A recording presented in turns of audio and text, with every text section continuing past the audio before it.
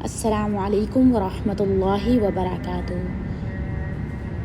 اعوذ باللہ من الشیطان الرجیم، بسم اللہ الرحمن الرحیم۔ اللہ سبحانہ تعالیٰ کی توفیق سے، اس کے کرم سے اور اس کی محبت سے الحمدللہ رب العالمین، جس رب نے مجھے دوبارہ توفیق دی، الحمدللہ ہم پڑھ رہے تھے کہ کیا ہم اللہ کا ادب کرتے ہیں۔ اب تک ہم 5 تقاضے دیکھ چکے ہیں، آج ہم دیکھیں گے 6واں تقاضا انشاءاللہ۔ اللہ سبحانہ تعالیٰ مجھے توفیق دے کہ میں اس کو مکمل کر سکوں۔ قال ربی اشرح لی صدری ویسر لی امری واحلل عقدۃ من لسانی یفقہوا قولی رب زدنی علما اللہم فقہنا فی الدین الہی آمین۔ اکثر یاد رکھنا، بھول جانا بھی ادب کے خلاف ہے۔ با ادب اپنے محسنوں کو ہمیشہ یاد رکھتے ہیں اور بار بار ان کا ذکر خیر کرتے رہتے ہیں۔ اپنے مشفق و محسن کو بھول جانا اس کے احسانات کی قدر شناسی کے خلاف ہے اور یہی سوء ادب ہے۔ اللہ جل شانہ کو اکثر یاد رکھنے کے لیے صرف توجہ اور تھوڑے سے اہتمام کی ضرورت ہے، اس کے لیے کوئی مشقت نہیں کرنا پڑتی۔ با ادب لوگ معمولی سی توجہ ذکر الہی کی تمام برکات حاصل کر لیتے ہیں۔ آپ زندگی کے ہر کام کو اپنے معمول کے مطابق کرتے رہیں، لیکن جب اور جتنا ممکن ہو اپنا دھیان اللہ تعالیٰ کی طرف کرنے کی بھرپور کوشش کریں کہ وہ مجھے دیکھ رہا ہے، میں اس کے احاطہ علم و قدرت میں ہوں، وہ میری ہر بات سن رہا ہے، وہی کھلا اور پلا رہا ہے، مجھے ہر نعمت اس کی بخشی ہوئی ہے۔ جس چیز پر نگاہ پڑے فوراً خیال کریں کہ یہ اسی کی پیدا کی ہوئی ہے۔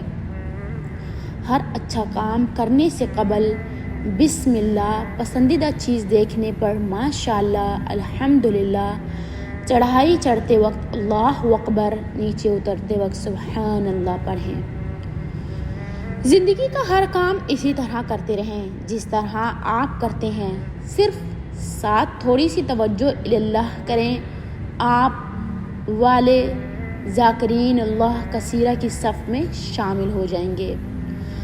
کثرت سے یاد رکھنے کا حکم اور یہی کامیابی، اللہ تعالیٰ نے قرآن مجید میں اپنے اس ادب کو کئی مقامات پر بیان فرمایا، کہیں اس کی اہمیت و فضیلت بیان کرتے ہوئے اور کہیں اس کا حکم فرماتے ہوئے، جیسا فرمایا یا ایھا الذین آمنوا اذکروا اللہ ذکرا کثیرا، اے ایمان والو اللہ تعالیٰ کا بہت زیادہ ذکر کرو۔ مطلب یہ کہ تمہارا زیادہ وقت اسی کی یاد میں گزرنا چاہیے، اور ادب الہ بھی اسی کا متقاضی ہے کہ اپنے خالق و مالک کو ہمہ وقت یاد رکھا جائے۔ جو ہمہ وقت اپنے الہ کو یاد رکھتے ہیں ان کے لیے کامیابی اللہ تعالیٰ فرماتے ہیں وَاذْكُرُوا اللَّهَ كَثِيرًا لَعَلَّكُمْ تُفْلِحُونَ، کثرت سے اللہ تعالیٰ کا ذکر کرو تاکہ تم کامیاب ہو جاؤ۔ اب کامیابی تو ہم سب چاہتے ہیں، لیکن ہمیں غور کرنا ہے کہ ہم اللہ کا ذکر کتنا کرتے ہیں۔ کیا ہم اپنے رب تعالیٰ کا ذکر سارا دن کرتے ہیں؟ ہمیں اپنا محاسبہ ضرور کرنا چاہیے، یعنی دنیا آخرت کی کامیابی و کامرانی بھی انہیں با ادب لوگوں کے لیے ہے جو کثرت سے اپنے اللہ کو یاد رکھتے ہیں، اور جو لوگ کمال ادب کا مظاہرہ کرتے ہوئے اپنے رب کو یاد رکھیں۔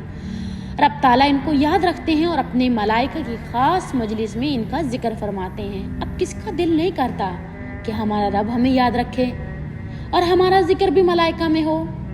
تو اللہ سے دعا کیا کریں کہ اللہ تعالیٰ ہمیں ہمیشہ اپنے رب کا ذکر کرنے والا، شکر کرنے والا اور اس کے آگے جھکنے والا بنائے۔ کثرت سے یاد رکھنے والوں کے لیے اعلان بخشش، وہ با ادب خوش نصیب جو کثرت سے اپنے الہ کا ذکر کرتے ہیں اور اس کی یاد میں مگن رہتے ہیں، اللہ تعالیٰ نے ان کے لیے اعلان بخشش و رحمت فرمایا۔ ارشاد ہے وَالذَّاكِرِينَ اللَّهَ كَثِيرًا وَالذَّاكِرَاتِ كَثِيرًا وَالذَّاكِرَاتِ أعد الله لهم مغفرة وأجرا عظيما۔ اللہ تعالیٰ کا کثرت سے ذکر کرنے والے مرد اور ذکر کرنے والی عورتوں کے لیے اللہ تعالیٰ نے بخشش اور بہت بڑا اجر تیار کیا ہے۔ اب یہ کیسے معلوم ہوگا کہ فلاں شخص یا فلاں عورت کثرت سے ذکر کرنے والوں میں شامل ہے؟ یہی سوال امام ابن الصلاح رحمۃ اللہ علیہ سے کیا گیا۔ ابن الصلاح رحمۃ اللہ علیہ سے سوال کیا گیا کہ ذکر کی وہ مقدار بیان فرمائیں جس سے آدمی بہت زیادہ ذکر کرنے والوں میں شامل ہو جائے۔ آپ رحمۃ اللہ علیہ نے فرمایا، جو آدمی صبح شام دن رات اور مختلف اوقات و احوال میں مسنون اذکار پر ہمیشگی کرے گا وہ بہت زیادہ ذکر کرنے والوں کی صف میں شامل ہوگا۔ تقریباً فجر کے اذکار، عصر کے اذکار، رات کو سونے کے اذکار، دن میں تسبیحات اللہ کو یاد کرتے رہیں گے تو انشاءاللہ رب تعالیٰ آپ کو بھی یاد رکھے گا۔ اب صبح و شام دن رات اور مختلف مقامات پر آتے جاتے مسنون دعاؤں کا پڑھنا اور ان کا اہتمام کرنا کوئی مشکل کام نہیں، صرف معمولی توجہ کی ضرورت ہے۔ ان تمہیدی گزاشات کا مقصد یہ ہے کہ کثرت سے اپنے الہ کو یاد رکھنا ہی ادب ہے۔ جو شخص کبھی کبھی یا جب جی چاہے ذکر شروع کر دے اور زیادہ وقت خرافات و فضولیات میں گزارے، ایسا شخص ذکر اور ادب کی روشنی سے محروم ہے۔ اب یہاں ہمیں اپنا محاسبہ کرنا ہے کہ کیا ہم اپنے رب تعالیٰ کی ذکر کی روشنی سے محروم ہیں؟ اسی طرح لسانی ذکر کے علاوہ قلبی و دوامی ذکر کی طرف بھی ہمہ وقت توجہ ہونی چاہیے۔ قلبی ذکر کا مطلب ہے کہ دل و دماغ پر اللہ تعالیٰ کی عظمت و جلالت موجزن رہے، کوئی بولنے سے پہلے قدم یا قلم اٹھانے سے پہلے رب تعالیٰ کا تصور دل میں موجود ہو کہ وہ طاقتور شہنشاہ مجھے دیکھ رہا ہے اور میں اس کے احاطہ میں ہوں۔ اکثر لوگ زبان سے تو تسبیحات کرتے ہیں لیکن ناجائز و حرام و دھندوں سے باز بھی نہیں آتے۔ اس کی وجہ یہی ہے کہ وہ ذکر کی حقیقت سے ناواقف ہوتے ہیں اور ان کا ذکر صرف گلے سے اوپر ہوتا ہے، دل میں شان ذکر کی بلندی نہیں ہوتی۔ اور دوامی ذکر کا مطلب بھی صرف یہی ہے کہ ہمہ وقت ہمیشہ اللہ تعالیٰ کو یاد رکھنا اور اس کی فرمانبرداری و اطاعت میں رہنا، لمحہ بھر کے لیے اس کی یاد سے غافل نہ ہونا۔ لسانی، قلبی اور دوامی ذکر ہی سراپائے رحمت و برکت ہے۔ سارے دین کا اصل لحاظ یہی ہے، جو بندہ جس قدر زیادہ زبان و دل سے اپنے خالق و مالک کو یاد رکھے، اس کا دین، اس کی قدر زیادہ کامل ہوگا اور صفات کمال اس میں اس قدر زیادہ بڑھ جائیں گی اور وہ حقیقی معنوں میں باادب مومن بن جائے گا۔ اللہ سبحانہ تعالیٰ ہم سب کو باادب مومن بننے کی توفیق عطا فرمائے۔ یاد رہے، آپ نے سنا ہوگا کہ اکثر لوگ کہتے ہیں فلاں کا دل ہلتا ہے اور کلمے کی آواز آتی ہے اور اس کا قلب جاری ہو چکا ہے، بس اب وہ پہنچی ہوئی شخصیت ہے۔ یاد رکھو، قلب جاری کے سارے افسانے من گھڑت ہیں، دین سے ان کا کوئی تعلق نہیں، بلکہ بعض بدعتی صوفیوں شیطان کے ہاتھوں کھلونا بن چکے ہیں اور اندھیرے میں ٹامک ٹوئیاں مارنا ذکر کی معراج سمجھتے ہیں اور مریدوں کے آدھے سانس اندر اور آدھے باہر نکلوانے کے چکر میں ساری زندگی ضائع کر بیٹھتے ہیں۔ لوگوں، جو پیارا دین ہمارے پیارے پیر و مرشد حضرت محمد صلی اللہ علیہ وسلم لے کر آئے ہیں، اس کو اپنے لیے کافی سمجھو۔ سرکار دو عالم صلی اللہ علیہ وسلم کی مکمل تابعداری میں ہی ہماری کامیابی ہے۔ غور کرو، کیا قرآن مجید میں قلب کے جاری ہونے اور اس سے آواز کا ذکر ہے؟ کیا رسول اللہ صلی اللہ علیہ وسلم کے دل سے اللہ یا کلمہ طیبہ کی آواز آتی تھی؟ کیا اعلی حضرت امام الانبیاء علیہ الصلوۃ والسلام نے کسی صحابی کا قلب جاری کیا؟ کیا کسی صحابی رسول اللہ صلی اللہ علیہ وسلم نے کسی تابعی کے سانس کو اندر باہر کرنے کی مشق کروائی؟ کیا امام ابو حنیفہ رحمۃ اللہ علیہ سے بسن صحیح ثابت ہے کہ وہ اپنے مقلدین کا قلب جاری کیا کرتے تھے؟ اگر نہیں تو پھر حنفی مقلد صوفی اس طرح کیوں کرتے ہیں؟ سوچنے کی بات ہے۔ جس بات کا ذکر قرآن میں نہ حدیث میں نہ ہی صحابہ کرام رضی اللہ عنہم تبع تابعین اعظام رحمۃ اللہ علیہم سے ثابت ہے، آخر یہ گمراہی کہاں سے آئی؟ قارئین کرام، تمام امت مسلمہ ذکر ہی عظیم دولت ہے، مگر لوگوں نے اس کے حقیقی چہرے کو بری طرح مسخ کر دیا اور موج میلے، بھنگڑے، ڈانس اور قلب جاری کو عین ذکر بنا لیا۔ ان للہ و انا الیہ راجعون۔ تلاوت قرآن، مسنون اذکار، مختلف اوقات و احوال کی ثابت شدہ دعائیں، انہی کو لسانی ذکر کے لیے کافی سمجھو اور دل و دماغ میں ذات الہ کی عظمت کا تصور رکھو، انشاءاللہ آپ ادب الہ کی انتہا کو چھو جائیں گے، وگرنہ بصورت دیگر سوائے گمراہی اور بے ادبی کے کچھ ہاتھ نہیں آئے گا۔ رسول اللہ صلی اللہ علیہ وسلم اور کثرت سے ذکر، آپ صلی اللہ علیہ وسلم سے بڑھ کر اللہ تعالیٰ کا باادب اور ذاکر کوئی نہیں۔ آپ صلی اللہ علیہ وسلم کی عادت مبارکہ تھی کہ آپ صلی اللہ علیہ وسلم کثرت سے قرآن مجید کی تلاوت فرماتے، تسبیح و تمجید اور تحلیل و استغفار میں مصروف رہتے، ہر معاملہ میں اللہ تعالیٰ کا ذکر لاتے اور آپ صلی اللہ علیہ وسلم اللہ تعالیٰ کی پناہ کے بغیر زندگی خطرہ میں سمجھتے۔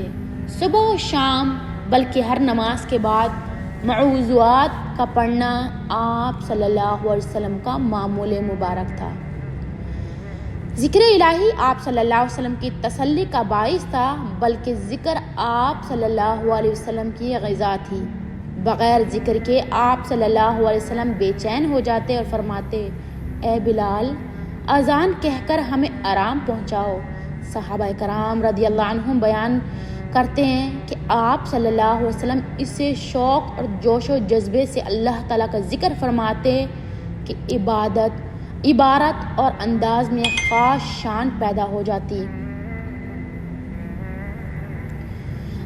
جب آپ اللہ تعالیٰ کی عظمت بیان فرماتے تو دل بے اختیار ذات الہ پر قربان ہونے کے لیے تیار ہو جاتے۔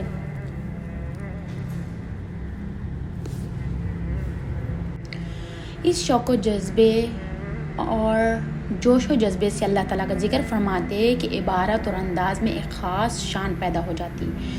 جب آپ اللہ تعالیٰ کی عظمت بیان فرماتے تو دل بے اختیار ذات الہ پر قربان ہونے کے لیے تیار ہو جاتے۔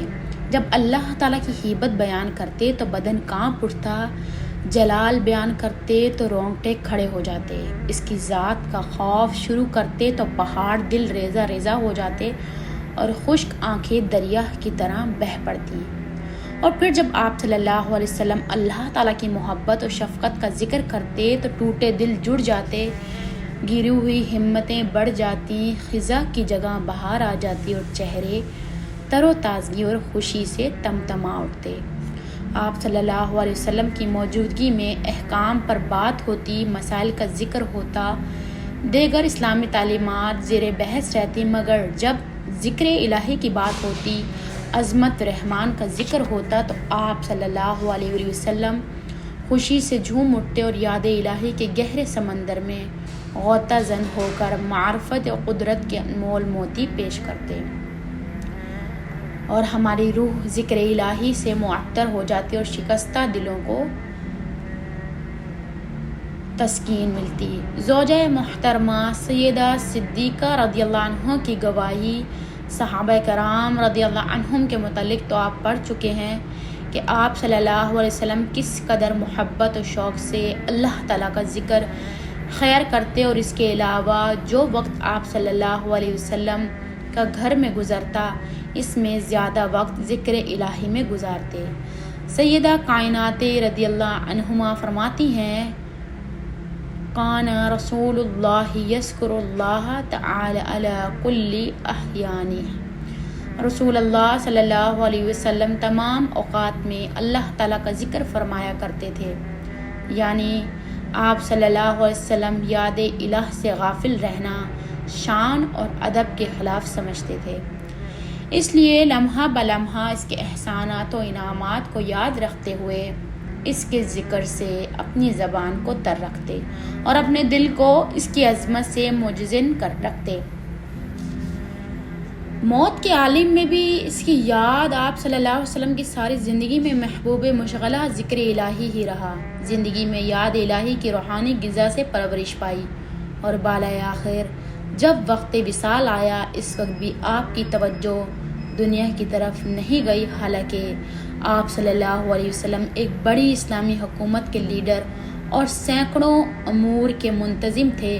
آپ نے دیکھا ہوگا کہ جب بے بسی اور موت کا وقت قریب آتا ہے تو لوگوں کو یہی فکر دامن گیر ہوتی ہے کہ میرے بچوں کا کیا بنے گا، فلاں کام کیسے ہوگا۔ کوئی کچھ وصیت کرتا ہے اور کوئی اپنی کسی خواہش کا اظہار کرتا ہے، اور کئی لوگوں کا بستر مرگ رنج و غم اور حسرت کا مقام ہوتا ہے۔ اگر اور کاش کے علاوہ کچھ زبان پر نہیں آتا، لیکن ہمارے پیر و مرشد حضرت محمد صلی اللہ علیہ وسلم نے موت سے قبل فکر کی تو وہ نماز کی، اور زبان پر اگر کوئی فقرہ جاری ہوا تو وہ بھی یہی تھا، اللہم فی الرفیق الاعلی، اللہم فی رفیق الاعلی، اے اللہ مجھے رفیق اعلیٰ میں جگہ عطا فرمانا۔ آپ صلی اللہ علیہ وسلم کی زندگی اور موت کا لمحہ لمحہ مہذب سے مہذب روحوں کے لیے بہترین نمونہ ہے۔ آپ صلی اللہ علیہ وسلم زندہ رہے تو ذکر الہی میں محو نظر آئے، جب آغوش موت میں آ گئے تو یاد الہی کی دولت لے کر گئے۔ آج ہمیں دنیا کی دلدل سے نکل کر ذکر الہی کی بہاروں میں آنا چاہیے۔ آپ صلی اللہ علیہ وسلم اکثر صحابہ رضی اللہ عنہ کو ذکر الہی کی تلقین فرماتے اور اس ادب کو خصوصی شان سے بیان فرماتے۔ اپنے پیارے کو کیا کہا، سیدنا معاذ بن جبل رضی اللہ عنہ سے آپ صلی اللہ علیہ وسلم بہت محبت فرمایا کرتے تھے، اور ایک دن آپ صلی اللہ علیہ وسلم نے لفظوں میں اظہار بھی کر دیا اور فرمایا، اے معاذ میں تجھ سے پیار کرتا ہوں، اور پھر محبت کی کثرت کو بیان کرنے کے لیے اللہ کی قسم اٹھائی اور فرمایا، واللہ انی لا احبک، اللہ کی قسم بلا شبہ میں تجھ سے محبت کرتا ہوں۔ کتنی پیاری بات ہے نا، اللہ کے رسول نے کہا کہ میں تم سے محبت کرتا ہوں، اور ساری زندگی اللہ سبحانہ تعالیٰ کے ذکر میں گزاری۔ اپنی موت کے وقت بھی ہمارا بھی دل ایسا ہونا چاہیے کہ جب ہم بیمار ہوں یا کوئی مشکل ہو یا کوئی پریشانی ہو تو ہم بس اپنے رب سے باتیں کیا کریں، اس کا ذکر کیا کریں۔ جو ذکر سے سکون اور دل کو سکون، دماغی ذہنی روحی سکون ملتا ہے وہ صرف رب کے ذکر سے ملتا ہے۔ اور انسان اپنی زندگی میں چاہے جہاں بھی ہو وہ اپنی آخرت کو کبھی نہ بھولے، اور جس کی آخرت اس کو یاد رہتی ہے وہ کبھی بھی اپنی اللہ کی محبت سے نافرمان نہیں ہوتا۔ اس کے بعد آپ صلی اللہ علیہ وسلم نے حضرت معاذ رضی اللہ عنہ کو مخاطب کرتے ہوئے فرمایا، لا تدعن فی دبور کل صلاۃ تقول اللہم اعنی علی ذکرک و شکرک و حسن عبادتک۔ میں تجھے وصیت کرتا ہوں اے پیارے، ہر نماز کے بعد یہ کلمات پڑھنے نہ چھوڑنا، اے اللہ اپنے ذکر شکر اور اچھی عبادت پر میری مدد فرما۔ آپ پڑھتے ہیں آپ سب یہ کلمات دہراتے ہیں؟ الحمدللہ رب العالمین، میں بھی اس کلمے کو ڈیلی دہراتی ہوں۔ آپ بھی اپنی زندگی کا معمول بنائیں کہ اس کلمے کو ضرور پڑھا کریں، اللہم اعنی علی ذکرک و شکرک و حسن عبادتک، یعنی اے مولا اپنی ذکر و شکر اور اچھی عبادت کے تمام آداب خود ہی سکھلا، اور اس پر اپنی طرف سے خاص توفیق عطا کر، اور اپنی مدد سے مجھے ان پر قائم رکھ۔ آپ صلی اللہ علیہ وسلم اپنے پیاروں کو نصیحت کرتے ہوئے سب سے پہلے ذکر کی تلقین فرمائی کہ ہر نماز کے بعد اللہ تعالیٰ سے اس کی مدد، توفیق اور نصرت مانگ، اس کی خاص عنایت ہی سے زبان ذکر سے تر رہتی ہیں۔ سبحان اللہ، آقا صلی اللہ علیہ وسلم مجھے خاص اور اہم بات بتلائیں۔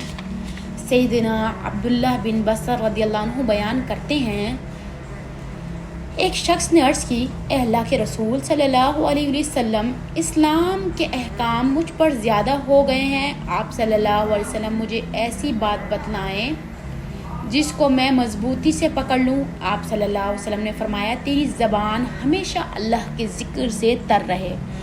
آج اپنے آپ سے یہ بھی وعدہ کرتے ہیں ہم کہ ہم اپنی زبانوں کو اپنے رب کے ذکر سے تر رکھیں ہمیشہ انشاءاللہ۔ آپ اس حدیث اور دیگر نصوص کی روشنی میں ذکر کو معیار ادب کہہ سکتے ہیں۔ جو شخص جس قدر شوق و جذبہ اور ہمیشگی سے اذکار مسنونہ اور عدیہ معصورہ کی پابندی کرتا ہے، وہ اس قدر ذات الہی کا معدب ہے، اس کے برعکس یاد الہی سے غافل رہنے والا بے ادبی کی زندگی بسر کرتا ہے۔ اللہ تعالیٰ ہمیں بے ادب ہونے سے بچائے، اللہ تعالیٰ ہمیں ہمیشہ اس کی محبت کا حق ادا کرنے کی توفیق عطا فرمائے۔ ذکر ہی سب سے اعلیٰ اور عرفہ اور افضل ہے۔ جو خوش نصیب ذکر الہی میں مصروف رہتا ہے وہ اور اپنی زبان سے اللہ تعالیٰ کی تقدیس و تمجید اور تکبیر بیان کرتے ہوئے اس کا ادب بجا لاتا ہے۔ آپ صلی اللہ علیہ وسلم نے ایسے شخص کے اس عظیم عمل کو تمام اعمال سے اعلیٰ قرار دیا ہے۔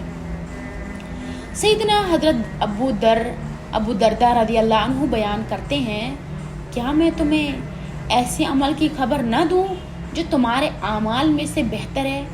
تمہارے مالک کے یہاں سب سے زیادہ پاکیزہ، تمہارے درجات میں بہت اضافہ کرنے والا، تمہارے لیے سونا چاندی خرچ کرنے سے بہتر اور اس سے بھی بہتر کہ تم اپنے دشمن سے مقابلہ کرو اور تم ان کی گردنیں مارو اور وہ تمہاری گردنیں۔ صحابہ رضی اللہ عنہم نے کہا، ضرور بتلائیے۔ آپ صلی اللہ علیہ وسلم نے فرمایا، اللہ تعالیٰ کا ذکر۔ اس حدیث میں ذکر کی 5 فضیلتیں بیان کی گئی ہیں۔ تمام اعمال میں بہترین عمل، رب تعالیٰ کے یہاں سب سے زیادہ پاکیزہ عمل، درجات کی بلندی کے لیے سب سے بلند عمل، سونا چاندی صدقہ کرنے سے بھی بہتر عمل، جہاد اور شہادت سے بھی افضل وہ ہے اللہ تعالیٰ کا ذکر اور اس کی یاد۔ ذکر کرنے والا باادب سب سے آگے، دنیا میں کثرت سے اللہ تعالیٰ کو یاد رکھنے والے مرد یا یاد رکھنے والی خواتین ہی قیامت کے روز سب سے آگے ہوں گی۔ سیدنا ابو ہریرہ رضی اللہ عنہ بیان کرتے ہیں، قان رسول اللہ صلی اللہ علیہ وسلم، رسول اللہ صلی اللہ علیہ وسلم مکہ کے راستے پر چل رہے تھے تو آپ صلی اللہ علیہ وسلم جمدان نامی پہاڑ کے پاس سے گزر، فرمایا، سفر جاری رکھو۔ یہ جمدان اور مفرودون سبقت لے گئے۔ صحابہ رضی اللہ عنہم نے کہا، مفرودون کون ہے اے اللہ کے رسول صلی اللہ علیہ وسلم؟ آپ صلی اللہ علیہ وسلم نے فرمایا، اللہ تعالیٰ کا کثرت سے ذکر کرنے والے مرد اور عورتیں۔ اور بعض روایات میں ہے کہ رب تعالیٰ ذکر کرنے والے اپنے باادب بندے کے لیے محافظ فرشتہ مقرر فرما دیتے ہیں اور اس کا سارا وقت خاص حفاظت اور نگرانی میں گزرتا ہے۔ یعنی جس طرح ہم باادب لوگوں کی تکریم و حیا کرتے ہوئے ان کی حفاظت کا مکمل خیال رکھتے ہیں، اسی طرح اللہ تعالیٰ بھی اپنے باادب ذاکر بندوں کی حفاظت کے لیے نورانی ملائکہ مقرر فرما دیتے ہیں۔ جسمانی اعضاء کا ذکر آج کل جہالت اور شیطانی اثر کا غلبہ ہے۔ لوگوں نے احکام الہی کو چھوڑ کر ذکر و اذکار کی مصنوعی مجالس قائم کر رکھی ہیں اور وہ حلقہ بنا کر اپنے اوپر وجہ کی کیفیت طاری کرتے ہوئے عجیب انداز سے محفل ذکر کو رونق بخشتے ہیں، جبکہ قرآن و حدیث میں اس کیفیت اور انداز کا تصور تک نہیں ملتا۔ بلکہ سنن دارمی میں صحیح روایت ہے کہ چند لوگ مسجد میں حلقہ بنا کر ذکر کر رہے تھے اور لوگوں کو 100 مرتبہ سبحان اللہ، الحمدللہ اور لا الہ الا اللہ پڑھنے کا کہہ رہے تھے کہ سیدنا عبداللہ بن مسعود رضی اللہ عنہ کو اس کا علم ہوا تو آپ رضی اللہ عنہ سخت ناراض ہوئے اور فرمایا، اے لوگو، ابھی تمہارے اندر رسول صلی اللہ علیہ وسلم کے صحابہ کی کثیر تعداد موجود ہے، ابھی تو آپ صلی اللہ علیہ وسلم کے کپڑے بھی بوسیدہ نہیں ہوئے کہ تم لوگوں نے دین میں نئے طریقے ایجاد کر لیے۔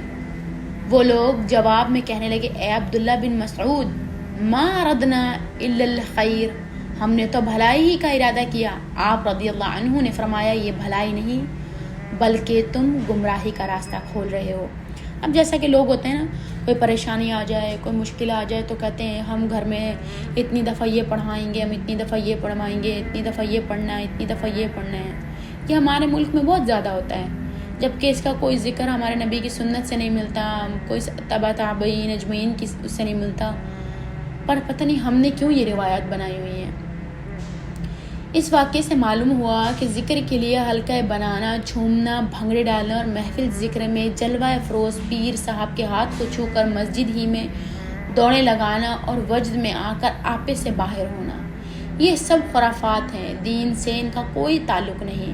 البتہ بعض محدثین کرام نے اعضاء کے ذکر کو اس انداز میں بیان کیا ہے کہ ہاتھ کا ذکر یہ ہے کہ اس سے صدقہ کیا جائے، اس سے صرف حلال چیز کو چھوہا جائے۔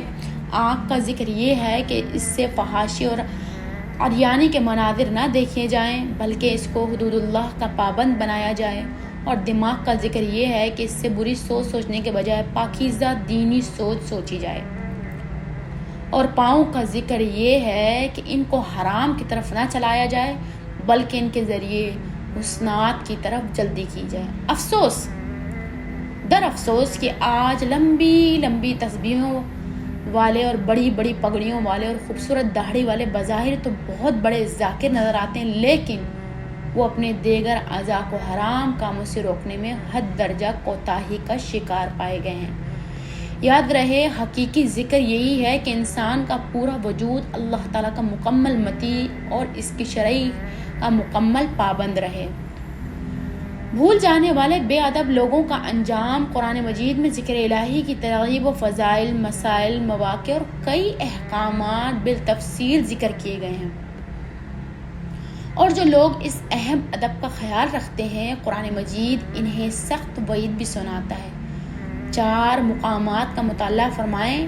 وَلَا تَكُونُوا كَالَّذِينَ نَسُوا اللَّهَ فَأَنسَاهُمْ أَنفُسَهُمْ اولئک هم الفاسقون، اور ان لوگوں کے طرح نہ ہو جانا جو اللہ کو بھول گئے تو اللہ نے انہیں ایسا بھلایا کہ وہ اپنے آپ کو بھی بھول گئے، یہی لوگ فاسق ہیں۔ اس آیت مبارکہ میں ایمان والوں کو بالخصوص خبردار کیا ہے کہ ان فاسقوں کی طرح نہ ہو جانا جو یاد الہی سے غافل ہو گئے اور اللہ تعالیٰ کو بھلا دیا، اور نتیجتاً رب تعالیٰ نے ان کو ان کی اپنی جانیں بھلا دی اور وہ ساری زندگی بے مقصد فسق و فجور میں سرگرداں پھرتے رہے۔ وَمَن يَعْشُ عَن ذِكْرِ الرَّحْمَنِ نُقَيِّضْ لَهُ شَيْطَانًا فَهُوَ لَهُ قَرِينٌ، اور جو شخص رحمان کے ذکر سے آنکھیں بند کر لیتا ہے ہم اس پر ایک شیطان مسلط کر دیتے ہیں جو اس کا ساتھی بن جاتا ہے۔ یعنی ایسے بے ادبی کو نورانی ملائکہ کی حفاظت و خدمت سے محروم کر دیا جاتا ہے اور شیطان اس کا ساتھی بن جاتا ہے۔ اور جو میری وَمَنْ أَعْرَضَ عَنْ ذِكْرِي فَإِنَّ لَهُ مَعِيشَةً ضَنكًا وَنَحْشُرُهُ يَوْمَ الْقِيَامَةِ أَعْمَىٰ، اور جو میری یاد سے منہ موڑے گا تو اس کی معیشت اس پر تنگ ہو جائے گی اور قیامت کے دن ہم اسے اندھا کر کے اٹھائیں گے۔ معلوم ہوا ایسے بے ادب کی دنیا بھی تنگ اور آخرت بھی اندھیر ہو جاتی ہے۔ آخر میں دست و بستہ دعا ہے کہ اللہ تعالیٰ ہم سب کو اپنے ذکر کی روشنی نصیب فرمائے اور ہمیں اپنی یاد میں دل لگانے کی سعادت بخشے تاکہ ہم اس کے باادب ذاکر بندے بن کر اس کی ملاقات کو حاضر ہوں۔ آمین ثم آمین۔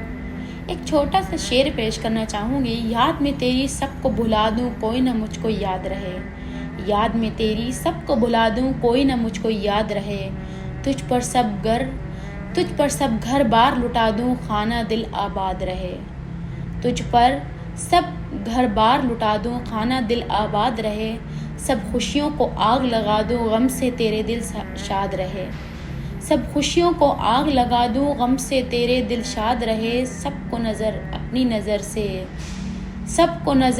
نظر سے گرا دوں تجھ سے فقط فریاد رہے۔ اللہ سبحانہ تعالیٰ ہم سب کو اپنے ذاکرین شاکرین بندوں میں شامل فرمائے، اللہ سبحانہ تعالی ہمیں ہمیشہ ذکر کرنے والوں میں سے، شکر کرنے والوں میں سے اور اس پر ایمان لانے والوں میں سے بنائے۔ اللہ سبحانہ تعالی ہماری زبانوں کو، ہمارے دل کو، ہماری روح کو، ہمارے دماغ کو ہمیشہ اللہ تعالیٰ کا ذکر کرنے والا بنائے۔ آمین ثم آمین۔ اللہ سبحانہ تعالیٰ کی توفیق سے انشاءاللہ باقی 7ویں تقاضے کو انشاءاللہ جلدی اپلوڈ کیا جائے گا۔ اللہ سبحانہ تعالیٰ ہم سب کے لیے آسانی میں فرمائے۔ جزاکم اللہ خیرا کثیرا۔